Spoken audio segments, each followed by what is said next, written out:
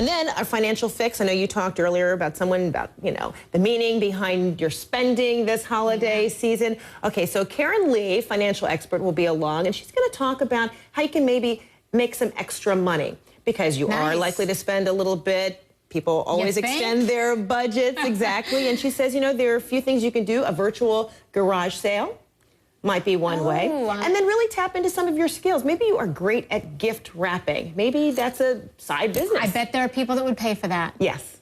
Very good thinking. I'm considering, there are a lot of things that I probably don't want to do that if somebody does it better than me, I'll go ahead and pay them for it. All right, stay with CNN this afternoon coming up at 2 o'clock Eastern time. You probably need some extra cash, right, this holiday season? Well, how about a virtual garage sale? In our financial fix, Karen Lee explains how to get money by getting rid of the stuff that you don't really need anymore. Plus, okay, so it is the #1 issue in American homes, getting your financial house in order. Today in our weekly financial fix, how to make some extra money this holiday season, perhaps to finish that holiday shopping. Let's bring in the author of It's Just Money, So Why Does It Cause So Many Problems? Financial consultant Karen Lee with us now. I know you're hoping that if people are going to make some extra money, they're not going to go out and spending it on shopping, but maybe they're going to save it, right? Better to do that than to go into debt, right? That's true. Right. Okay, so how do we do this? I mean, people, may set aside some money for the holiday shopping, just as you instructed earlier in this season.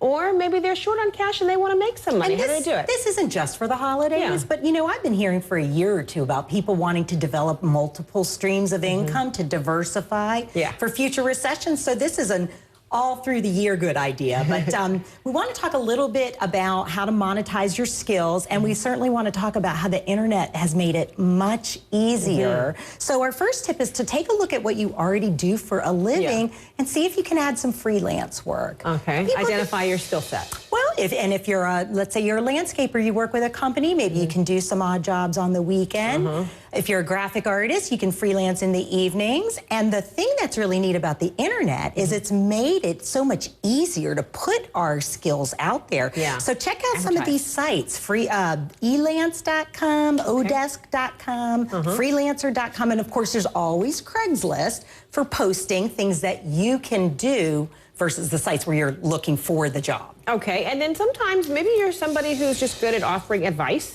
Well, I noticed that there are people who their friends always go to them for advice. And so maybe... Start charging people now, huh? Perhaps. Now, the buzzword now is coaching.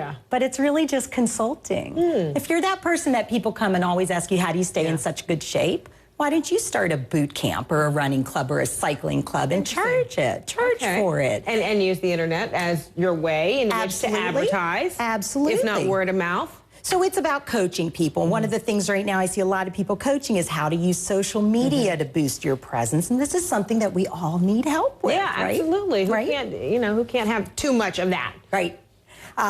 We talked about garage sales. Yeah, this virtual garage, I've done the real thing before. It's been years. Forget about it. Not doing that ever again. Okay, but tell me about this virtual garage sale. Oh, yeah. Too cold right now anyway for garage sales. But for many reasons, I'm not doing that again. This is a time of year when a lot of people start clearing out the basement, make it out with the old, in with the new. So the idea here is start posting these items on eBay, Craigslist, and there are other sites that are also available. The trick with that is you got to write some really appealing product descriptions and take some good high quality photos. And then a trick too is, sometimes you want to limit your contact, right, with people as you're trying to sell the products. There have been a lot of concerns that people have had about. I wish I could say I was an expert on this. Or exchanging the product, Yeah, there are some websites we're going to mention that actually help on that in the final tip, which is, so now if I'm offering services or items on the internet, how do I pay for it and get it to you? So check out eJunkie.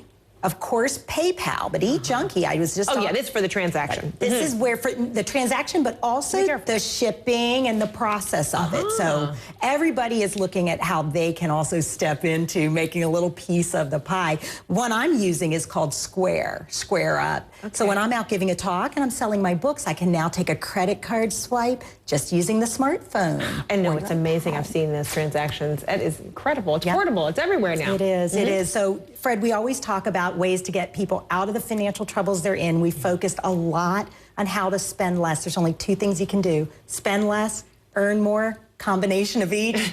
So we wanted to focus today on how to earn a little bit more. Okay, and set some aside, maybe. I'd love if you would super set important. some I know aside. you love that. All right, Karen, thanks so much, and happy holidays. Happy holidays to you, too. Excellent.